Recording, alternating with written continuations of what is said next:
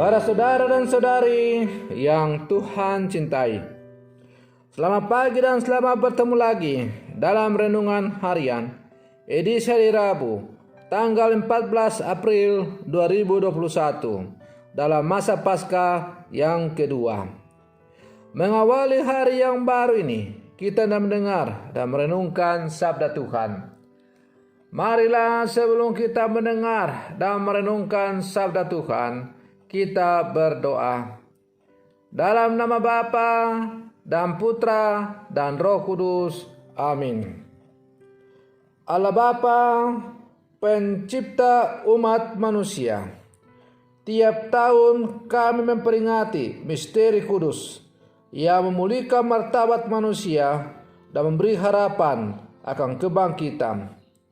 Dengan rendah hati kami mohon, semoga misteri Paskah yang kini kami rayakan dalam iman, kelak kami rayakan dalam cinta kasih abadi di dalam rumah-Mu yang kudus. Terpujilah Engkau Bapa, Putra dan Roh Kudus, kini dan sepanjang segala masa. Amin.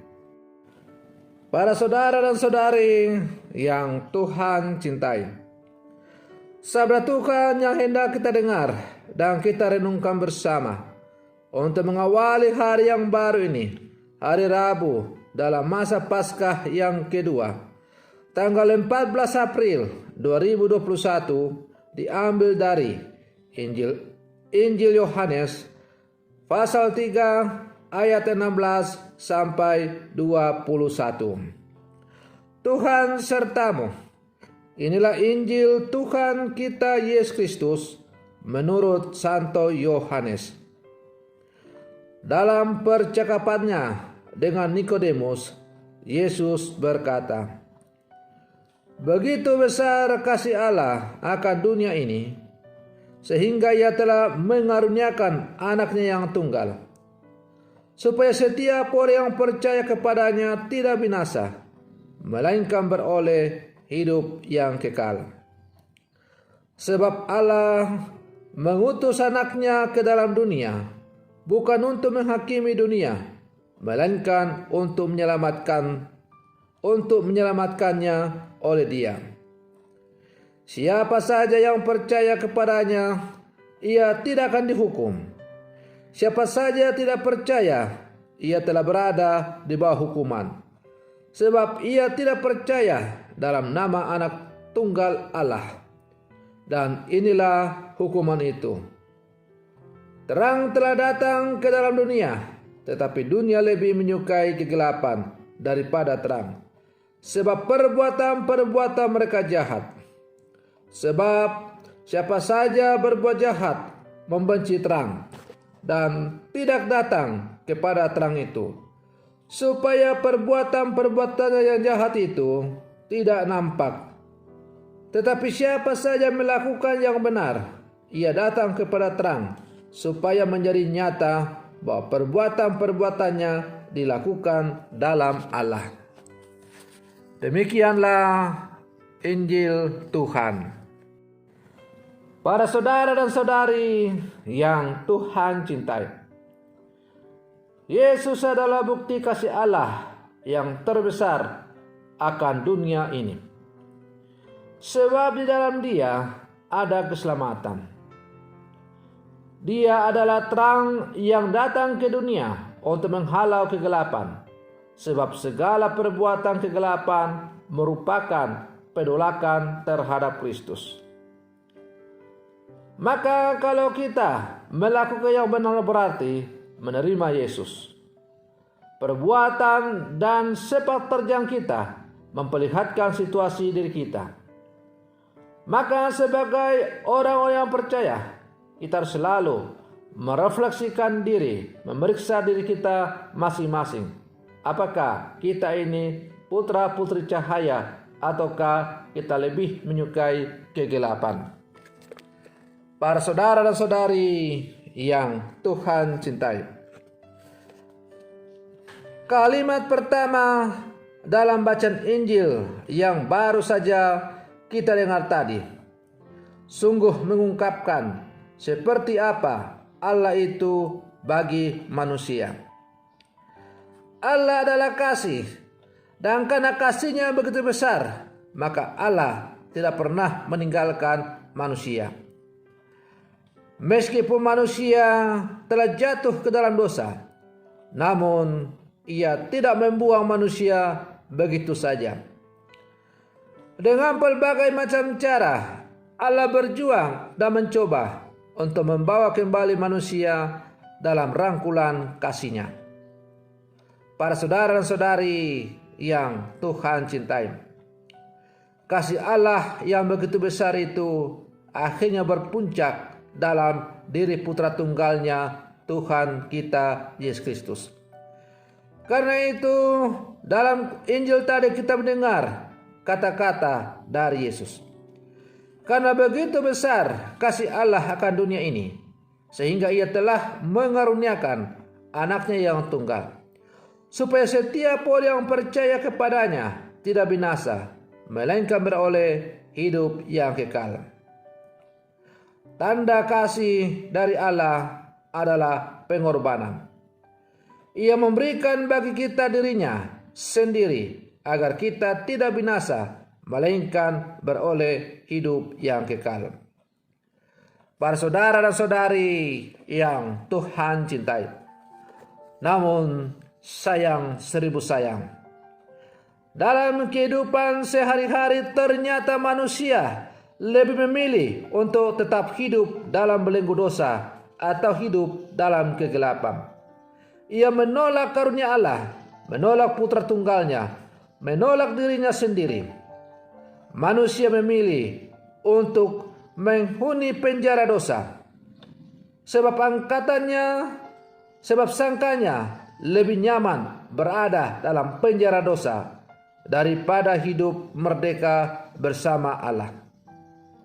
Hal itu kita bisa lihat dalam dunia tempat kita tinggal. Kegelapan dan kejahatan lebih laris daripada terang dan kebaikan. Orang yang berbuat baik diberi hadiah, karena kebaikan mulai menjadi sesuatu yang langka. Banyak orang masa bodoh dengan hidupnya, dan seolah berprinsip tidak mengapa hidup dikekang oleh dosa, asal saja itu nikmat adanya. Para saudara dan saudari yang Tuhan cintai, dunia semakin hari semakin penuh dengan kegelapan dosa. Kalau kita membuka mata telinga, mata hati kita, dan melihat secara kasat mata di sekitar kita, maka memang kehidupan di dunia ini saat ini semakin miris, penuh dengan kegelapan. Orang tidak segan-segan untuk saling menyingkirkan, bahkan saling membunuh satu sama lain, hanya karena alasan-alasan yang sepele.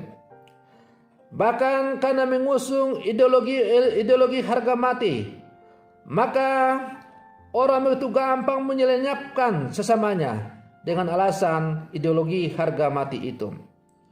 Akibatnya kita semakin hidup dalam lingkaran kekerasan yang dari ke hari tidak pernah semakin berkurang, malah semakin bertambah. Dan yang lebih celakanya lagi, bahwa demi ideologi harga mati itu, maka ketika satu kelompok melenyapkan kelompok yang lain, maka dengan gampang untuk membenarkan perbuatan mereka, mereka mengatakan, oh itu adalah mata-mata, oh itu adalah intelijen, oh dia itu adalah KKB, dan sebagainya. Yang intinya adalah bahwa mau melenyapkan sesamanya hanya karena berbeda ideologi. Yang lebih celaka lagi, bahwa kita bisa membaca dan mendengar secara kasat mata bahwa hanya sekedar untuk bisa supaya jenazah sesama yang dibunuh itu, maka minta tebusan sejumlah uang. Ini lebih gila lagi, para saudara dan saudari. Para saudara dan saudari yang Tuhan cintai, Maka pesan Yesus kepada kita pada hari ini, bahwa Allah itu adalah kasih. Hendaklah kita sungguh-sungguh renungkan dalam hati kita masing-masing. Orang-orang yang saling melenyapkan satu sama lain itu adalah orang-orang yang mengaku dirinya sebagai orang-orang percaya. Pada hari-hari Tuhan mereka pergi memuji Tuhan, berdoa kepada Tuhan. Tapi kepercayaan kepada Tuhan hanya sebatas mulut, kata-kata, tapi tidak nyata dalam kehidupan yang konkret. Buktinya bahwa mereka saling melenyapkan satu sama lain. Para saudara dan saudari yang Tuhan cintai, kita sebagai murid-murid Yesus yang hidup di zaman sekarang adalah bagian dari gereja, bagian dari komunitas orang-orang beriman akan Yesus. Hidup di dalam Yesus adalah hidup di dalam terang, karena hidup di dalam Allah sendiri. Jika kita disingkirkan, ditolak dan dihambat, janganlah berkecil hati. Kehadiran kita sesungguhnya adalah kesaksian bagi hidup yang benar, bagi hidup di dalam terang. Janganlah kita kalah dengan dunia ini, karena kita digunakan oleh Allah untuk menjadi pembawa terang bagi sesama. Para saudara dan saudari yang Tuhan cintai, kalau kita sungguh percaya bahwa Allah itu adalah kasih, dan bahwa Allah itu mencintai semua manusia, umatnya tanpa pandang bulu, tidak ada perbedaan-perbedaan, maka seharusnya juga kita sebagai umat Allah harus saling mengasihi satu sama lain. Bahwa kemudian kalau di antara kita ada perbedaan-perbedaan pandangan, itu bukan alasan untuk saling melenyapkan satu sama lain, tetapi perbedaan-perbedaan pandangan yang kita miliki dan sejumlah perbedaan-perbedaan lahiriah lain yang kita miliki, itu justru seharusnya kita hayati sebagai sesuatu yang menampakkan kemuliaan Allah.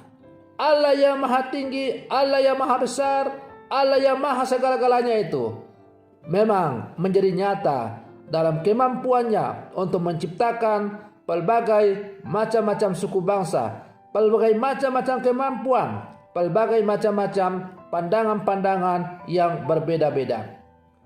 Maka perbedaan-perbedaan yang kita miliki itu seharusnya akan semakin menghantar kita untuk menghayati bahwa Allah kita itu adalah Allah yang hebat, Allah yang luar biasa.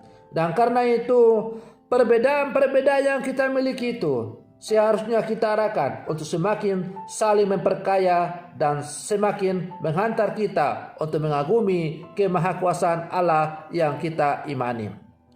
Para saudara dan saudari yang Tuhan cintai, berbeda pandangan ideologi, berbeda latar belakang suku dan lain-lain bukanlah alasan untuk kita saling melenyapkan satu sama lain. Karena tidak ada yang sempurna dan tidak ada yang harga mati di dunia ini. Allah tidak pernah menawarkan ideologi mati kepada manusia, tetapi Allah menawarkan ideologi hidup. Dan supaya hidup itu ada, maka perlu dialog yang didasari oleh saling kasih mengasihi satu sama lain. Bila mana ada dialog kehidupan yang dilandasi oleh cinta kasih satu sama lain, maka seberat apapun persoalan yang kita hadapi di dunia ini akan mampu kita atasi. Oleh karena kita selalu berjalan dalam koridor rasa takut akan Tuhan dan saling kasih mengasihi satu sama lain. Karena kita adalah putra-putri Allah yang sama, yang berasal dari Allah yang sama, dan ketika mati akan kembali kepada Allah yang sama. Lalu mengapa kita harus saling menyingkirkan satu sama lain, bahkan saling membunuh?